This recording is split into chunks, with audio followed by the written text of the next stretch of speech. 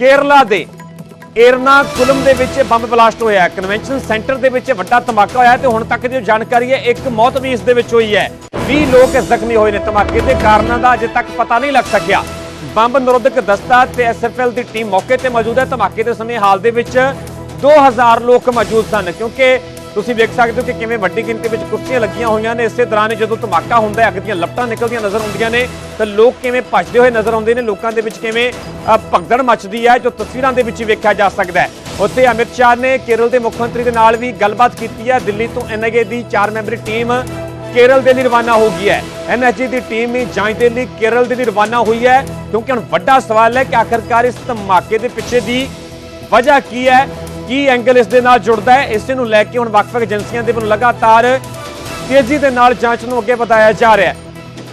इस खबर ते होर ज्यादा जानकारी लिए साडे सहयोगी शंकर नंद जुड़े हुए ने। शंकर, बड़ा ब्लास्ट हुआ है केरल में, अब तक की क्या कुछ जानकारी? देखिए, जिस तरह से केरल के अर्नाकुलम इलाके में कालामसरी एक जगह है और वहां पर एक कन्वेंशन सेंटर में 3 जबरदस्त धमाके हुए, जैसा कि वहां के मौके पे प्रत्यक्षदर्शी बता रहे थे। और इस धमाके में एक शख्स की मौके पे ही मौत हो गई, जबकि 20 से ज्यादा लोग घायल हुए हैं। और ये जो हादसा हुआ है, ये जो धमाका हुआ है, ये आज सुबह में तकरीबन 9:30 बजे हुआ है। और इन तमाम मामलों की गंभीरता को देखते हुए केंद्रीय जांच एजेंसी NIA की टीम दिल्ली और मानेसर से रवाना हो गई है।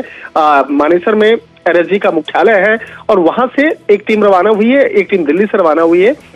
और खास तौर पर जो NSG की NBDS जो बॉम्ब से संबंधित जो तमाम मामले तफ्तीश करती है, वो टीम मानेसर से रवाना हुई है और जो केरल पहुंच चुकी है, जो अब मौके पे पहुंच करके तमाम फॉरेंसिक एविडेंस जो है उसको जुटाने का प्रयास करेगी और ये जानने का प्रयास करेगी कि ये धमाका किस तरह से हुआ था, किस तरह से विस्फोटक का वहां पे प्रयोग किया गया था।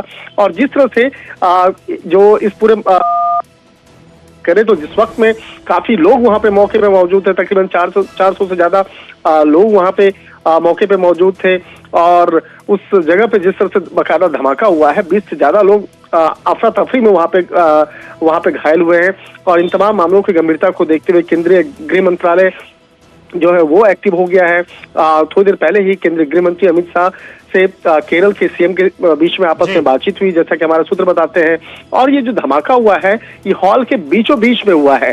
हालांकि जो प्रत्यक्षदर्शी थे उनका कहना था कि हॉल के अंदर में 3 और भी आवाजें सुनने को वहां पे सुनाई दिया था। और वहां पर जिस तरह से धमाका हुआ है, जिस तरह से पूरा मामला सामने आया है, तो एक तरह से कहा जा सकता है इस पूरे मामले की गंभीरता को देखते हुए जांच एजेंसी जो है के द्वारा इस मामले की तफ्तीश की जाएगी और ये जानने का प्रयास किया जाएगा कि आखिर कैसे ये धमाका हुआ, किस तरह से किन लोगों की भूमिका रही है और किस तरह से बाकायदा अर्नाकुलम में ये इस धमाका के लिए किस तरह से साजिश रची गई थी। तो एक तरह से कहा जा सकता है इस मामले पर विस्तार से तफ्तीश की जाएगी। लेकिन शुरुआती तौर पर वहां पर तमाम जो लोकेशन है, क्राइम लोकेशन है, उसको वहां बैरिकेड किया गया है और वहां पर किसी को जाने की इजाजत नहीं दी जा रही है। मौके पर जो स्थानीय पुलिस प्रशासन की टीम मौके पर मौजूद है, जो इस तमाम मामलों की पड़ताल में जुड़ गई है। जी शंकर, अब तक की क्या कुछ जानकारी है, किस वक्त ये ब्लास्ट होता है? अगर कन्वेंशन सेंटर की बात की, जहां पे ये पूरा ब्लास्ट होता है, जो हम तस्वीरें भी दिखा रहे हैं, क्या वहां पे कोई कार्यक्रम चल रहा था? इसके बारे में कोई जानकारी, कौन सा कोई कार्यक्रम था वहां पे?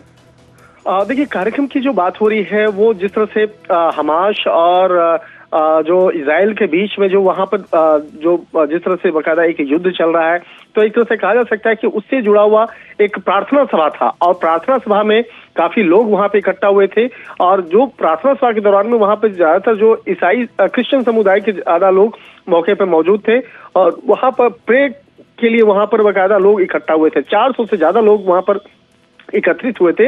लेकिन जिस तरह से वहां पर ये ब्लास्ट हुआ है, निश्चित तौर पे एक कहा जा सकता है कि एक सोची समझी साजिश के तहत इस पूरे मामले को अंजाम दिया गया है। लेकिन इस धमाके के पीछे किसका हाथ है, किस तरीके से बाकायदा वहां पर इसको अंजाम दिया गया है, इसके लिए अब केंद्रीय जांच एजेंसी जो NIA की टीम है वो इस मामले की पड़ताल करेगी। और जो क्रिश्चियन समुदाय से जुड़े हुए जो प्रार्थना का जो ये कन्वेंशन सेंटर था, बाकायदा वहां पे प्रार्थना किया जा रहा था, तो इन तमाम मामलों पर तफ्तीश की जा रही है और इसके साथ साथ जो उस पूरे इलाके का जो सीसीटीवी फुटेज है बकायदा उसको भी बाद में जांचा जाएगा, परखा जाएगा। और जो इस मामले पर कलाम सेरी पुलिस थाना जो है वहां की पुलिस मौके पे पहुंची हुई है, जो इस मामले की शुरुआती तफ्तीश कर रही है। लेकिन घटनास्थल का जो घेराबंदी करने के बाद ये जरूर प्रयास किया जा रहा है कि मौके पे अब कोई भी शख्स वहां पर ना जा सके। और इसके साथ ही पुलिस के साथ साथ जो फायर ब्रिगेड के जो दमकल विभाग के अधिकारी जो वहां पे काम कर रहे थे उन्हें भी अब उस क्राइम लोकेशन से साइड हटा दिया गया है। और जो भी लोग घायल हुए हैं इस पूरे हादसे में, जो तकरीबन 20 से ज्यादा लोग घायल हुए हैं, उन्हें स्थानीय जो अस्पताल में भर्ती कराया गया है। कलाम सेरी स्थित जो मेडिकल कॉलेज है वहां पे उनको भर्ती कराया गया है। और वहां पर जो सीनियर जो डॉक्टर्स हैं बकायदा उनके देखरेख में उनका इलाज किया जा रहा है। और इसके साथ ही केरल के जो स्वास्थ्य मंत्री हैं वीना जॉर्ज, वो भी इस मामले पर तमाम मेडिकल कर्मियों के टच में हैं और कोशिश की जा रही है कि जितना जल्द से जल्द और बेहतर तरीके से इलाज कराया जाए। लेकिन जिस तरह से धमाका हुआ है उस धमाके का जो एक कहा जा सकता है कि उसके किस तरह का धमाका था, किस तरह का विस्फोटक प्रयोग किया गया है, ये मामला जानना बेहद महत्वपूर्ण है। और इसीलिए शायद केंद्रीय जांच एजेंसी एनआईए की एंट्री हो रही है। इसके साथ साथ जो एनएसजी के जो जवान हैं बकायदा वो भी इस मामले में आगे तफ्तीश कर सकते हैं, उनको भी अलर्ट मोड में रखा गया है। लेकिन एनआईए की जो दिल्ली स्थित जो यूनिट है बकायदा यहाँ से कुछ लोग जो है बकायदा वहां पे गए हैं। और जिस वक्त में उस कमरे में उस कन्वेंशन सेंटर में धमाका हुआ था उस वक्त में जो एक जानकारी मिलके आ रही है कि तकरीबन 2000 से ज्यादा लोग उस हॉल में मौजूद थे। अभी एक लेटेस्ट एक रिपोर्ट आई है, उस रिपोर्ट में जो जिस तरह से बकायदा हमारे पुलिस के सूत्र बता रहे हैं कि वहां पर 400 नहीं बल्कि 2000 से ज्यादा लोग मौके पे मौजूद थे। यानी कि जिसने भी धमाका करवाया है उसे इस बात की जानकारी थी कि यहाँ पर काफी लोग इकट्ठा होने वाले हैं और एक प्रार्थना सभा यहाँ पर आयोजित किया जा रहा है। तो एक तरह से कहा जा सकता है कि वहां पर शुरुआती दौर पे ऐसा लगा कि जैसे ही आग लगी, अचानक धमाका जैसा हुआ और वो आग लगी तो लोगों को लगा कि हो सकता है कहीं पे कोई गैस सिलेंडर जैसा फटा हो, उसके वजह से ये आग लगी है। लेकिन धीरे धीरे देखने को मिला कि वहां पे 2 और अन्य धमाके हुए। तो उसके बाद लोगों को ये पता चल गया कि ये समान आग यानी कि घटना नहीं बल्कि एक सोची समझी साजिश के तहत वहां पे धमाका करवाया गया है।